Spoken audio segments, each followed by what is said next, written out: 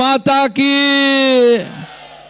ওইদিকে হাত উঠছে না। ভারত মাতা কি, ভারত মাতা কি। মহান দেশের মহান নেতা নরেন্দ্র মোদী জিন্দাবাদ, নরেন্দ্র মোদী জিন্দাবাদ, নরেন্দ্র মোদী জিন্দাবাদ, নীতিন নবীন জিন্দাবাদ, অমিত শাহ জিন্দাবাদ। भारत माता की, भारत माता की जय श्री राम, जय जय श्री राम। বন্ধুগণ, আজকে সন্তোষী মাতার এই মন্দিরে মাঠে আমাদের পরিবর্তন সংকল্প সভা মাটিগাড়া নকশালবাড়ি বিধানসভার, তার পরিপ্রেক্ষিতে আজকে শিলিগুড়ি এই মঞ্চে আমাদের মাঝে উপস্থিত আছেন আমাদের জেলা সভাপতি অরুণ মণ্ডল মহাশয়, উপস্থিত আছেন আমাদের রাজ্যসভার সাংসদ, বহুদিন ভারত সরকারের বিদেশ মন্ত্রকের আমলা হিসেবে কাজ করেছেন মাননীয় সিংলা সাহেব, হর্ষবর্ধন সিংলা। দাজুলাই মেরো তরফ से ঢেরো ঢেরো নমস্কার। উপস্থিত আছেন আমাদের দুর্গা মুর্মু এবং আনন্দ বর্মন। আনন্দ বর্মন এখানকার স্থানীয় বিধায়ক এবং দুর্গা মুর্মু আমাদের পাশের বিধানসভার বিধায়ক। জোরে হাততালি দিয়ে দুজনকে স্বাগত জানাবেন। উপস্থিত আছেন আমাদের যিনি একটু আগে ভাষণ দিলেন, আমাদের রাজ্যের জলপাইগুড়ি উত্তরবঙ্গের মতো প্রান্তিক জায়গা থেকে রাজ্যের যিনি সাধারণ সম্পাদক হয়েছেন বাপি গোস্বামী মহাশয়। বাপিদাকেও জোরে হাততালি দিয়ে স্বাগত জানাবেন। মঞ্চে আমাদের সাধারণ সম্পাদক এবং অন্যান্য নেতৃত্ব আছে, বিশেষ করে আমি দিদির নাম করব লক্ষ্মী শর্মা, যার বাড়ি এখানে, আমাদের ভাইস প্রেসিডেন্ট এবং মুখ্য ভূমিকা পালন করেছেন আমাদের লক্ষ্মীদি। নান্টু পাল জিএস, অনিশ রঞ্জন রায়, হেমন্ত গৌতম, সবাইকে, মংলু রায়, অরিজিৎ দাস ডিস্ট্রিক্ট সেক্রেটারি, এদের সবাইকে একসাথে হাততালি দিয়ে সবাই মিলে বরণ করে নেবেন। বিধানসভা কনভেনার প্রশান্ত মণ্ডল উপস্থিত আছেন, আমাদের মণ্ডল প্রেসিডেন্ট যারা মুখ্য ভূমিকা পালন করে। কোথায় দেখা যাচ্ছে মণ্ডল প্রেসিডেন্টকে? এক এক করে নাম বলছি। বাবুল দেব, রাজেশ বর্মন, মিঠুন প্রামাণিক, প্রদীপ দেবনাথ, সুভাষ ঘোষ, শিষ্ণু ওরাও, সিদ্ধার্থ থাপা, বৈশাখী খেউরা, সাধন চক্রবর্তী। সবাইকে জোরে হাততালি দিয়ে একবার স্বাগত জানিয়ে নেবেন। অন্যান্য নেতৃত্ব যারা আছেন, অনেকে আছেন, সবার নাম আমি নিতে পারছি না। আমাদের যুগলদা থেকে শুরু করে, কানাইদা থেকে শুরু করে, আমাদের বাপ্পিদা ওবিসি মোর্চার নেতা থেকে শুরু করে, আর কে আছে? গণেশ দা। হ্যাঁ, আমাদের বহু পুরনো নেতা গণেশ দা, জানেন তো, এনসিএম মেম্বার ছিলেন। জোরে হাততালি দিয়ে স্বাগত জানাবেন। এই লোকগুলো বা এনার মতো লোকেরা তবে থেকে বিজেপি করছে যবে বিজেপির একজনও এমএলএ হওয়ার কোনো সুযোগ ছিল না, এমপি হওয়ার কোনো সুযোগ ছিল না, মন্ত্রী হওয়ার কোনো সুযোগ ছিল না, কিন্তু তবুও ভারতীয় জনতা পার্টির পতাকা হাতে নিয়ে জয় শ্রীরাম বলতো, যে আশায় একদিন ভারতীয় জনতা পার্টির ফুল ফুটবে। আর আজকে তারা সে সময় জল দিয়েছিল বলে ভারতীয় জনতা পার্টির পদ্ম ফুল ফুটেছে। ফুটেছে কিনা? আজকে এই বিধানসভা মাটিগাড়া নকশালবাড়ি আপনারা তো রেকর্ড করেছেন। রাজু বিষ্টাকে প্রায় 84,000 ভোটে, নাকি প্রায় 84,000 ভোটে এমপি ভোটে জয়লাভ করিয়েছে। আর শুধু তাই নয়, আপনাদের বিধায়ক ঘরের ছেলে, যাকে দেখে বিধায়ক বোঝাই যায় না, সাধারণ মানুষের মতো ঘুরে বেড়ায়, আনন্দ বর্মনকে গোটা পশ্চিমবঙ্গের মধ্যে হাইয়েস্ট ভোটে জিতিয়েছেন। এটা ভারতীয় জনতা পার্টিতে সম্ভব। আমি যখন মাটিগাড়াতে কলেজে পড়াতাম, অনেকেই জানেন অনেকে জানেন না, মাটিগাড়াতে চ্যাঙের মোড়ের কাছে ভেতরে ঢুকলে পরে একটা কলেজ আছে, এপিসি রয় গভর্নমেন্ট কলেজ। ওই কলেজে আমি 3 বছর পড়িয়েছি। ওই কলেজে পড়ানোর সময় মাস্টারমশাই হিসাবে আনন্দ বর্মনের বাড়িতে যেতাম স্কুটি নিয়ে। একবার তখন তখন বিধায়ক হয়নি, তখন আনন্দ আরও বাচ্চা, আনন্দ এখনও বাচ্চাই লাগে, তখন আরও বাচ্চা আনন্দ। তো সেই আনন্দ বর্মনের বাড়িতে যেতাম স্কুটি নিয়ে। আমরা ভাবিনি কোনো সাংসদ হব, কোনো বিধায়ক হব, কোনো মন্ত্রী হব। আমরা কি করতাম? আমরা সেই আদর্শ নিয়ে সামাজিক সংগঠনে কাজ করতাম। নমস্তে সদা বৎসলে মাতৃভূমে, এই মন্ত্র, মাতৃভূমি তোমাকে সবসময় আমরা প্রণাম করি, এই মন্ত্র নিয়ে চলতাম। দেখুন ভারতীয় জনতা পার্টি এমন সেই একই স্কুটিতে বসা আনন্দ বর্মন বিধায়ক হয়ে গেছে, আমি সাংসদ হয়ে গেছি, মন্ত্রী হয়ে গেছি। এটাই হচ্ছে ভারতীয় জনতা পার্টি। এবং ভারতীয় জনতা পার্টিতে এটা সম্ভব, অন্য কোনো রাজনৈতিক দলে সম্ভব নয়। ভারতীয় জনতা পার্টির একজন বুথ সভাপতি সর্বভারতীয় সভাপতি হতে পারে, মুখের কথা নয়, উদাহরণ আছে। অমিত শাহ বুথ সভাপতি ছিলেন। অমিত শাহ আমাদের সর্বভারতীয় সভাপতি, ভারতবর্ষের হোম মিনিস্টার হয়েছেন। এটা একমাত্র ভারতীয় জনতা পার্টিতে সম্ভব। এই এখানে এতজন মণ্ডল সভাপতি আছে, 9 জন। আমি একজন কেন্দ্রীয় মন্ত্রীর নাম বলছি, যিনি ভারতীয় জনতা পার্টির মণ্ডল সভাপতি ছিলেন, আমার সাথে গল্প করেছেন, খুব ভালো বন্ধুত্ব বলে। একসময় হেলথ মিনিস্টার ছিলেন, এখন স্পোর্টস অ্যান্ড ইউথ মিনিস্টার, অর্থাৎ যুব এবং খেলাধুলোর মন্ত্রী মনসুখ ভাই মান্ডভিয়া আমাদের মণ্ডল সভাপতি ছিলেন, তিনি এখন কেন্দ্রের মন্ত্রী। তাহলে এদেরও কিন্তু কেন্দ্রীয় মন্ত্রী হওয়ার সম্ভাবনা আছে, এদেরও সম্ভাবনা আছে। এটা শুধুমাত্র ভারতীয় জনতা পার্টিতে সম্ভব, অন্য কোনো পার্টিতে সম্ভব নয়।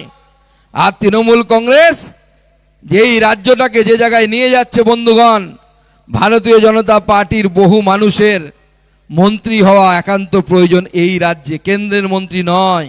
কেন্দ্রের মন্ত্রী তো আমরা আছি, এই রাজ্যকে বাঁচানোর জন্য ভারতীয় জনতা পার্টির মুখ্যমন্ত্রী হওয়া এই রাজ্যের জন্য দরকার। সেই জন্য 26শে নির্বাচনে ভারতীয় জনতা পার্টির জয়লাভ দরকার। শুনুন বন্ধুগণ, আমরা ভোট দিই কেন?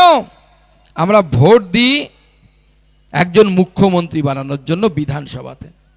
লোকসভাতে ভোট দিই কে প্রধানমন্ত্রী হবে তা নির্ণয় করার জন্য।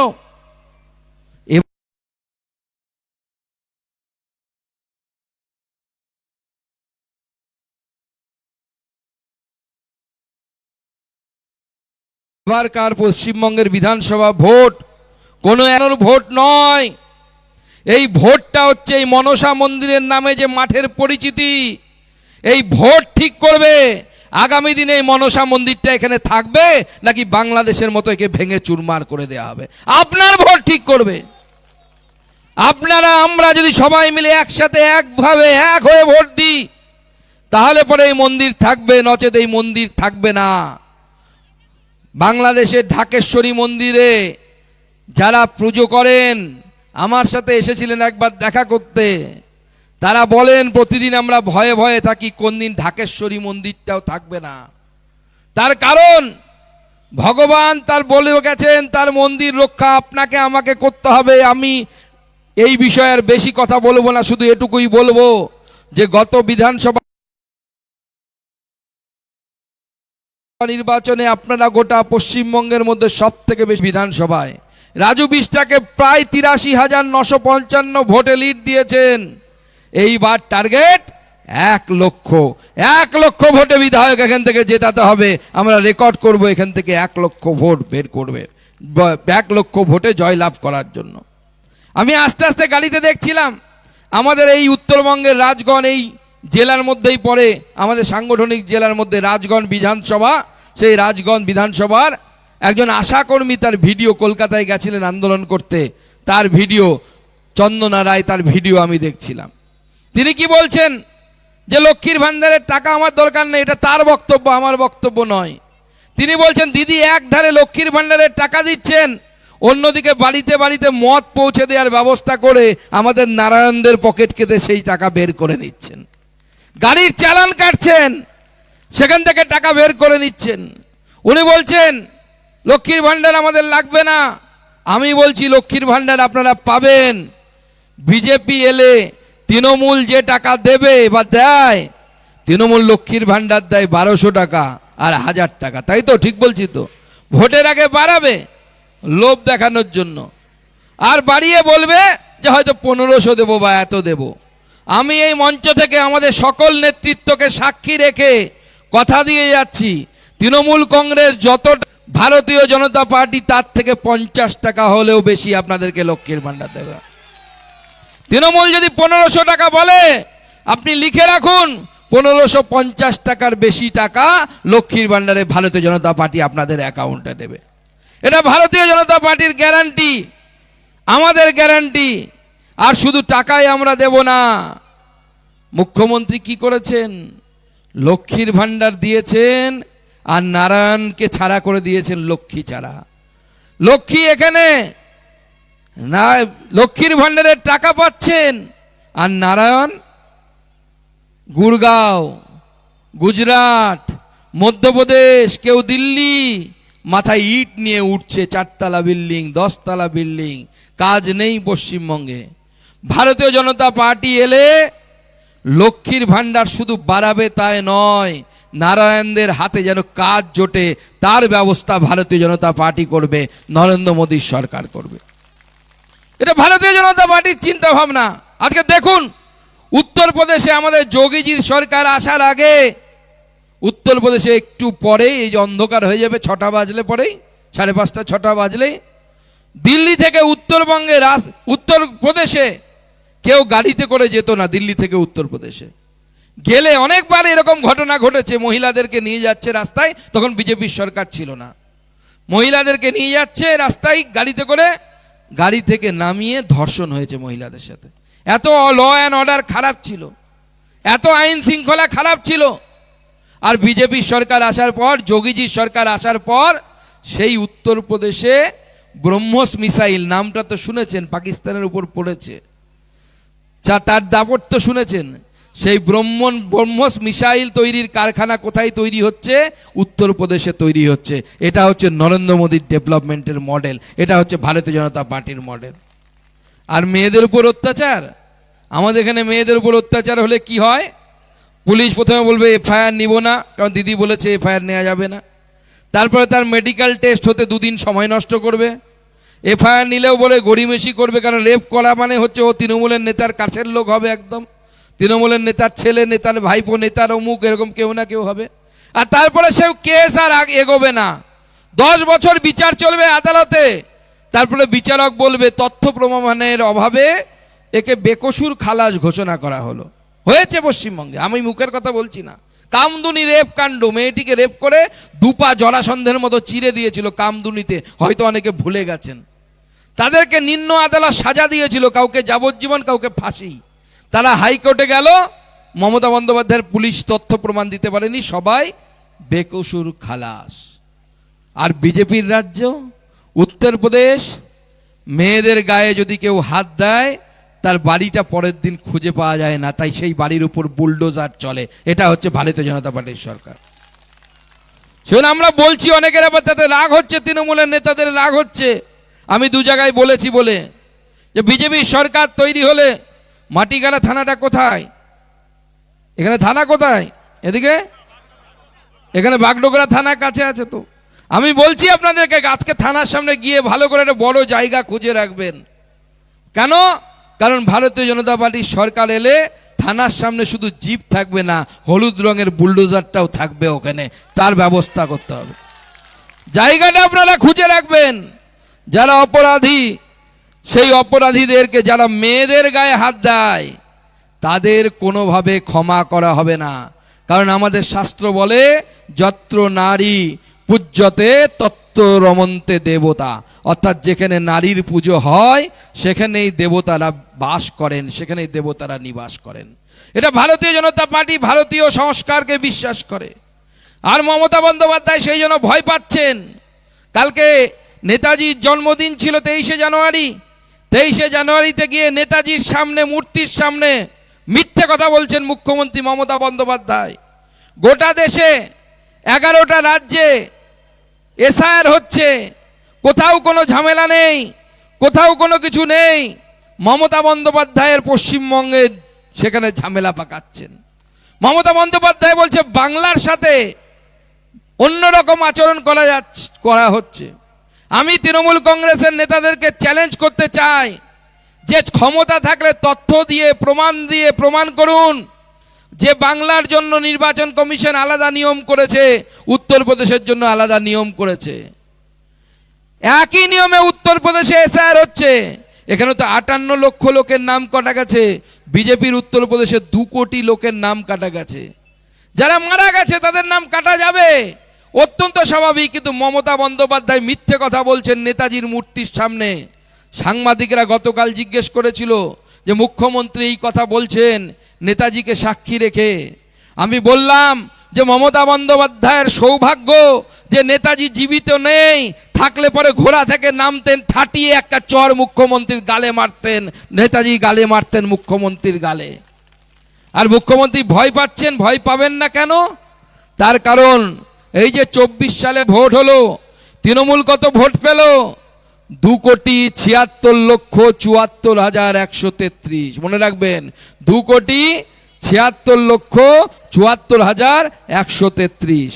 আমরা কত পেলাম? বিজেপি কত পেল? আমরা এদেরকে বলেছি আমরা হেরে গেছি। আমরা পেলাম 2,34,31,331টি ভোট। পার্থক্য কত? দুজনের মধ্যে পার্থক্য হচ্ছে 43,000, মানে 43,102 ভোটের। তৃণমূল আর বিজেপির পার্থক্য কত? 43,000, 4 3 43। মৃত ভোটার, শিফটেড ভোটার সব কাটা গেছে। কত কাটা গেছে? 58 লক্ষ এখনো পর্যন্ত, তাও এসআইআর কমপ্লিট হয়নি। আমরা হেরেছিলাম কত ভোটে? 43,000। নাম কেটে গেছে কত? মৃত ভোটার, শিফটেড ভোটার 58 লক্ষ। দিদিমণি, আপনার হয়ে ভূতেরা ভোট দিত, সেই ভূতেদের নাম কাটা গেছে। কে ভোট দেবে? আব তেরা ক্যা হোগা রে কালিয়া? ভয় পাবে কি না? ভয় পাচ্ছে, সেই জন্য বাজে কথা বলছে, মিথ্যে কথা বলছে, তো ভয় তো পাবেই। তাই মুখ্যমন্ত্রীর চিন্তায় মাথা খারাপ হয়ে গেছে। অনেক বাংলাদেশ থেকে আসা লোক, তারা বর্ডার পেরিয়ে পার করে চলে যাচ্ছে বাংলাদেশে। মুখ্যমন্ত্রী চিন্তায় পড়ে গেছেন। আমার বাংলাদেশের ইউনিসের ভাই সব, যারা মুখ্যমন্ত্রীকে ফুপা বলে, খালা বলে, তারা পালিয়ে যাচ্ছে। কারা ভোট দেবে? মুখ্যমন্ত্রী গান গাইছেন, না যাও সাইয়া ছুরা কে বাইয়া কসম তোমারি মের ওপর হোঙ্গি। এত দুঃখ মুখ্যমন্ত্রী রাখবেন কোথায়? মুখ্যমন্ত্রী ভাবছেন যে তৃণমূলের এই ভোট ব্যাংক চলে যাবে। তো চলে যাবে না মুখ্যমন্ত্রী, চলে গেছে। এবং আপনিও অগ্নিকন্যা ছিলেন, এবার ঘুগনিকন্যা হয়ে আপনি পশ্চিমবঙ্গ থেকে বিদায় নেবেন, আপনার রিটায়ারমেন্ট হবে। থাকুন। আমার খুব ইচ্ছে, জ্যোতিবাবু যখন বেঁচে ছিলেন তখন বামফ্রন্ট হারেনি, জ্যোতিবাবু মারা যাওয়ার পর বামফ্রন্ট হেরেছেন। জ্যোতিবাবু দেখে যেতে পারেননি বামফ্রন্ট হেরেছে। আমার ইচ্ছে মমতা বন্দ্যোপাধ্যায় সুস্থ থাকুন, ভালো থাকুন। মমতা বন্দ্যোপাধ্যায় জীবিত অবস্থায় যেন দেখে যেতে পারে যে ডক্টর শ্যামাপ্রসাদ মুখার্জির দল এই বাংলায় শাসন ক্ষমতায় এসেছে, বিজেপির মুখ্যমন্ত্রী শপথ নিয়েছে। আপনাকে আমরা ভালো রিটায়ারমেন্ট প্ল্যান দেব, ভালো বাড়ি দেব। আপনাকে মিথ্যে কথা লোককে দেখাতে হবে না। উপরে টালির চাল, নিচে এসি। কোন টালির চালের বাড়িতে এসি থাকে আমার জানা নেই, মুখ্যমন্ত্রীর বাড়িতে আছে। তাকে গরিব সেজে থাকতে হয়।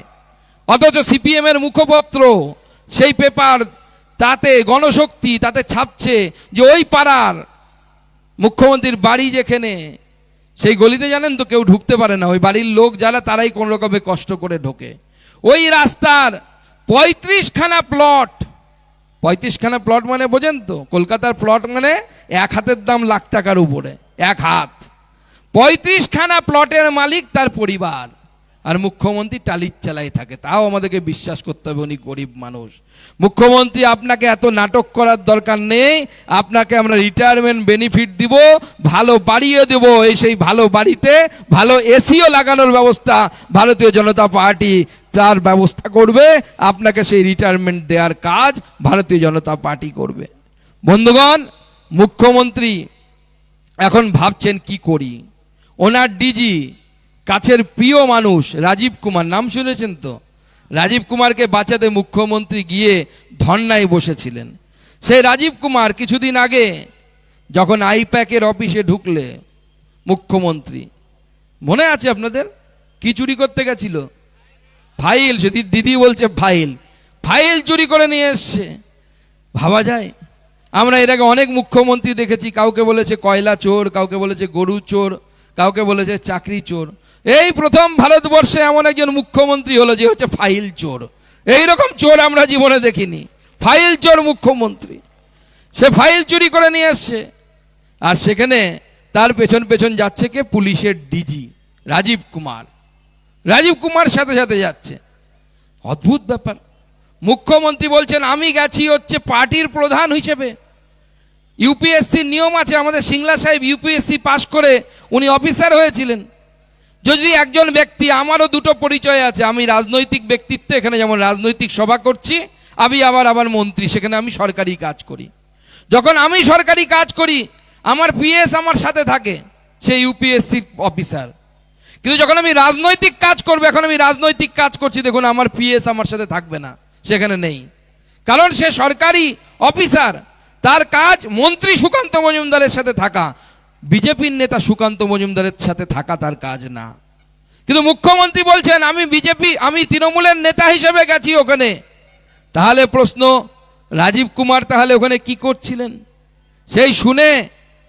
সেই শুনে পাড়ার ছেলেপেলে দেখি, আমার পাড়ার ছেলেপেলে গান বেঁধেছে, আমাকে গান শোনাচ্ছে, বলছে দাদা গান শুনে যান। বলে কি গান? দাদা আপনাদের সময়, আপনারা যখন স্কুল কলেজে পড়তেন তখন একটা গান ছিল, শুনেছেন তো? বলে কোন গান?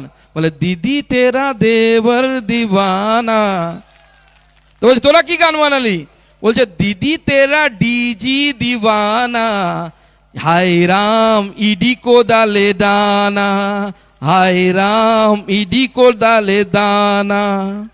পাড়ার ছেলেবেলে গান বানাচ্ছে, বলে যেখানে দিদি সেখানে ডিজি, যেখানে দিদি সেখানে ডিজি। এবার এই ডিজি রিটায়ার করে গেছে, তাও মুখ্যমন্ত্রী ছাড়বে না তাকে। দিল্লির কাছে চিঠি পাঠিয়েছে নাকি শুনলাম, যে একে এক্সটেনশন দেয়া হোক, একে বাড়িয়ে দেওয়া হোক, আরো কিছুদিনে ডিজি করে দেওয়া হোক। উপর থেকে বলেছে আমরা তো করতে পারবো না, এর বিরুদ্ধে বিভিন্ন তদন্ত আছে, এর বিরুদ্ধে বিভিন্ন অভিযোগ আছে, কয়লা চুরি, গরু পাচার কি সব আছে। তো তাকে বলেছে যে সুপ্রিম কোর্ট থেকে রায় নিয়ে এসো। সে সুপ্রিম কোর্টে এখনো রায় পায়নি, তার দিদির মাথা খারাপ। দিদি বলছে আমি ডিজিকে ছাড়া থাকবো, কিভাবে থাকবো আর আমি বুঝতে পারছি না। থাকতে পারবেন না মুখ্যমন্ত্রী। রাজীব কুমার যদি ডিজি হয়েও ফিরবে তো না। যদি ডিজি হয়েও ফেরে, দিদির বিসর্জন 100% গ্যারান্টি, বিজেপি বিসর্জন করাবে। আর দিদি নিজেও করে দিয়েছে। দিদি আগে কি বলতেন, যে গরু দুধ দেয় তার কি লাথি খাওয়া ভালো, মুসলমানদেরকে দুধেল গাই বানিয়ে দিল দিদি। এখন বুঝে গেছে ওদিকে হচ্ছে না, ওখানে ঝাঁপ দিয়ে পড়েছে হচ্ছে ওই মুর্শিদাবাদের মূর্খটা হুমায়ুন কবির, সে বেটা লাফিয়েছে। দিদি এখন হিন্দু শাস্তে শুরু করেছে, কোথাও জগন্নাথ মন্দির, কোথাও এখানে কি মহাকাল। মহাকাল নামের মধ্যেই বোঝা যাচ্ছে মহাকাল। দিদির কাল এসে গেছে, টাইম, দিদির এবার টাইম এসে গেছে, দিদি এবার চলে যাবে। এসজেডি এর সীমানা ঘেরা ছিল, সেখানে মন্দির করতে গিয়ে আদিবাসীদের জমি পর্যন্ত দিদি দখল করে নিচ্ছে। বিজেপি এটা হতে দেবে না মুখ্যমন্ত্রী। আর আপনারা ভুলবেন না, রামায়ণের গল্পটা মনে আছে তো? বলি, মনে রাখবেন, কাল্পনিক ঘটনা। মুখ্যমন্ত্রী মমতা বন্দ্যোপাধ্যায় বসে আছেন, সামনে ফিরহাদ হাকিম, আপনাদের গৌতম দেব, সব নেতারা বসে আছে। মুখ্যমন্ত্রী মমতা বন্দ্যোপাধ্যায় গল্প শোনাচ্ছেন ওদেরকে। ফিরহাদ হাকিম সাহেব বলছে দিদি এবার অবস্থা খুব খারাপ, শিলিগুড়ির লোক ভোট দেবে না। গৌতম দেব বলছে, বলে কেন? বলছে যে এইবার হিন্দুরা এক কাট্টা হয়ে গেছে, বুঝেছে মুখ্যমন্ত্রী শুধু এক পেশে কাজ করে, অন্য দিকের কাজ করে না। তখন মুখ্যমন্ত্রী বলছে শোন, তোদের একটা গল্প শোনায়, বহু পুরনো গল্প, তোরা হয়তো শুনেছিস। বলছে বলুন দিদি। গৌতম দেব বসে আছে, ফিরহাদ হাকিম সাহেব বসে আছে, দিদি তাদেরকে গল্প শোনাচ্ছে, রামায়ণের গল্প। রামচন্দ্র, মা সীতা, লক্ষ্মণ বসে আছে বাড়িতে। হঠাৎ সামনে দিয়ে একটা সোনার হরিণ ঘুরতে ঘুরতে যাচ্ছে। দেখে মা সীতার মনে হলো এই তো সোনার হরিণ, তোমরা যে যা বলিস ভাই, আমার সোনার হরিণ চাই। মা রামচন্দ্রকে বললেন, হে ভগবান রামচন্দ্র, যাও আমার সোনার হরিণটা চাই, আমাকে ধরে নিয়ে এসো। রামচন্দ্র তীর ধনুক নিয়ে দৌড়লেন পেছনে। হরিণ আর ধরা দেয় না, হরিণ আর ধরা দেয় না। তৃণমূল নেতাদের মতো একবার টাকা নিলে আর পাওয়া যায় না, সেই রকমের হরিণ আর কি। হরিণ দৌড়চ্ছে তো দৌড়চ্ছে। রামচন্দ্র দেখলেন একে ধরা যাবে না, বিপদ, মারি একটা তীর মারলেন। হরিণের পেটে গিয়ে তীর বিঁধল। হরিণ মরার সময় দেখলো যে রাক্ষস মারিচে রূপান্তরিত হয়ে গেল। আর সেই মারিচ রামের গলা নকল করে ভাই লক্ষ্মণ শীতে বাঁচাও বলে মারা গেল। মা সীতা লক্ষ্মণকে বললেন, ভাই তুমি যাও, গিয়ে দেখো তোমার দাদার কি হয়েছে। লক্ষ্মণ যেতে চাইছে না, জোর করে পাঠালো। পাঠিয়ে লক্ষ্মণ যাওয়ার আগে লক্ষণ রেখা কেটে দিল, বলল মা এর বাইরে যাবেন না। তখন কি হলো, মা সীতার ওখানে রাবণ গেরুয়া বসন পড়ে এলো। মা ভাবলো সন্ন্যাসী, যেই বেরোলো সঙ্গে সঙ্গে সীতার হরণ হলো, সীতাকে নিয়ে চলে এলো। এইটুকু কথা বলে মমতা বন্দ্যোপাধ্যায় চুপ করলেন। ফিরহাদ হাকিম সাহেব বললেন, আর আপনাদের গৌতম দেব বললেন, আরে দিদি গল্পটা তো জানি, গল্পটা তো শুনেছি, কিন্তু এই গল্পের মানেটা কি? বলে মানে বুঝতে পারলি না? বলে না। বলে দূর বোকা, ওই যে সোনার হরিণ, ওটা হচ্ছে আমার লক্ষ্মীর ভাণ্ডার, ভোটের আগে 500 টাকা বাড়িয়ে দেবো, দেখবি তিরিং মিরিং করে মহিলাদের সামনে ঘুরে বেড়াবে। বলছে সে তো বুঝলাম, আর রাবণ? বলে কেন, জগন্নাথ মন্দির আর মহাকাল মন্দির আমি গেরুয়া পরে চলে যাব, হিন্দুরা বোকা হবে, ভুল বুঝবে। যদি ভুল করেছেন রাবণের গেরুয়া দেখে, তাহলে সীতাহরণ কিন্তু হবেই, কেউ আটকাতে পারবে না। তাই সীতাহরণ যেন না হয়, তার জন্য সবাই প্রস্তুত হন। এটা আমাদের রাজ্যকে বাঁচানোর লড়াই। এবং শুধু রাজ্যকে বাঁচানো নয়, আপনাদের এখানে মোদিজি একের পর এক কি কাজ করছে দেখুন। কতগুলো মালদা থেকে মাননীয় প্রধানমন্ত্রী নরেন্দ্র মোদীজি কতগুলো ট্রেনের উদ্বোধন করলেন।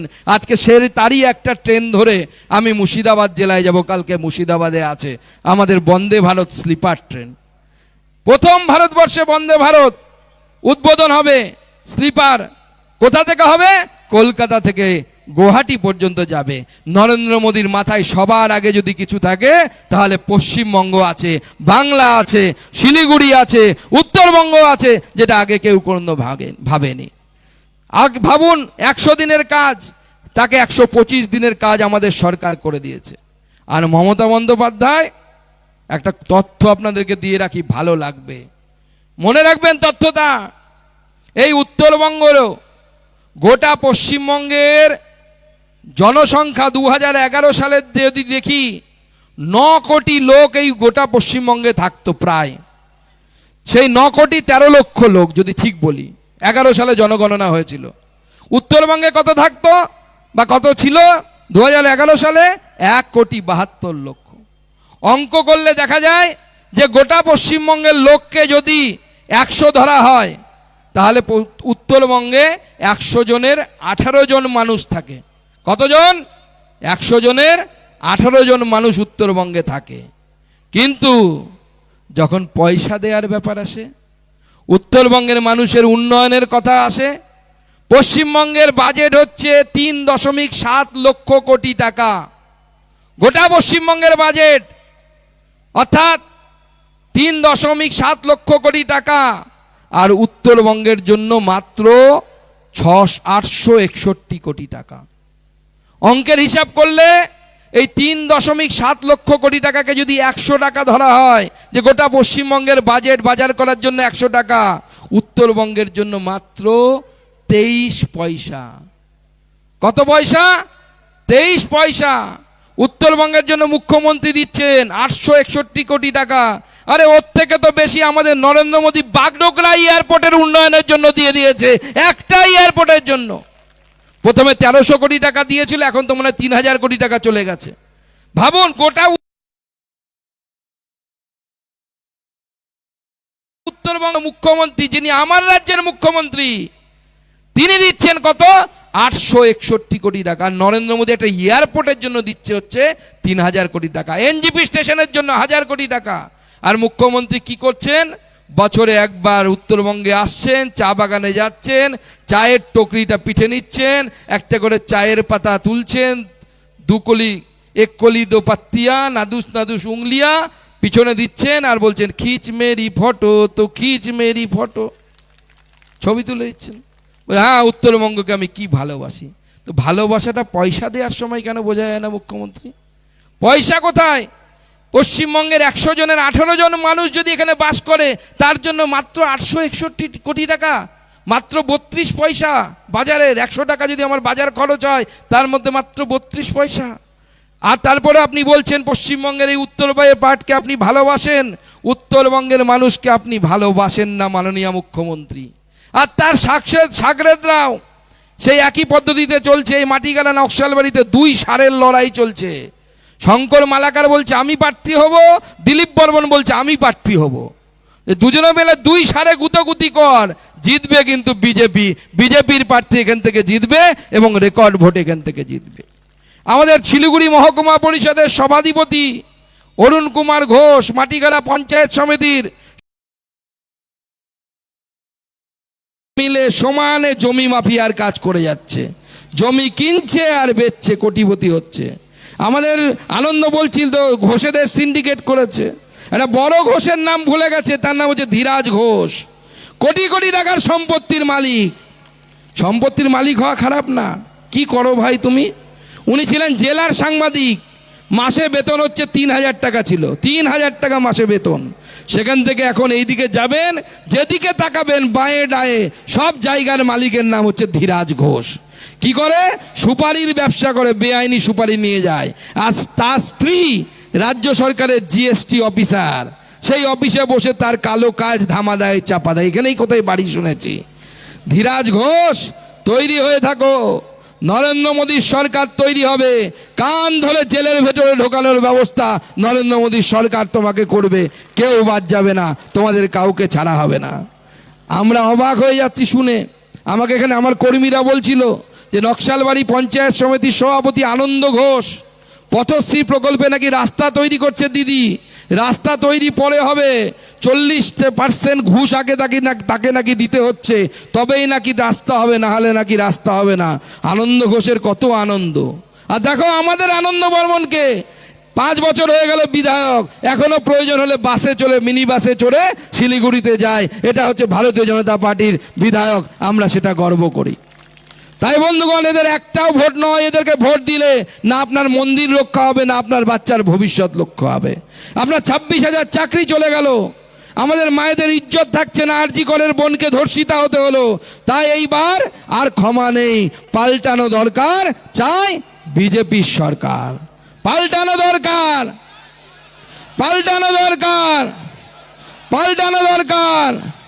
তো বিজেপির সরকার তৈরি করবেন, করবেন, করবেন? তাহলে হাত মুঠ করে আমার সাথে প্রতিজ্ঞা নিয়ে বলুন, ভারত মাতা কি, ভারত মাতা কি, ভারত মাতা কি। সবাই খুব ভালো থাকবেন। কতদিন আগে পৌষ পার্বণ গেছে, দিদিরা পিঠে তো কেউ আনেননি, এনেছেন কি? তাহলে আর বেশি কথা বলবো না, সবাইকে নমস্কার, ভালো থাকবেন। যেদিন পিঠে আনবেন আরো 5 মিনিট বেশি বলবো। সবাইকে ভালো থাকবেন, সবাই নমস্কার, ভারত মাতা কি জয়, জয় হিন্দ, জয় ভারত। জয়নিংটা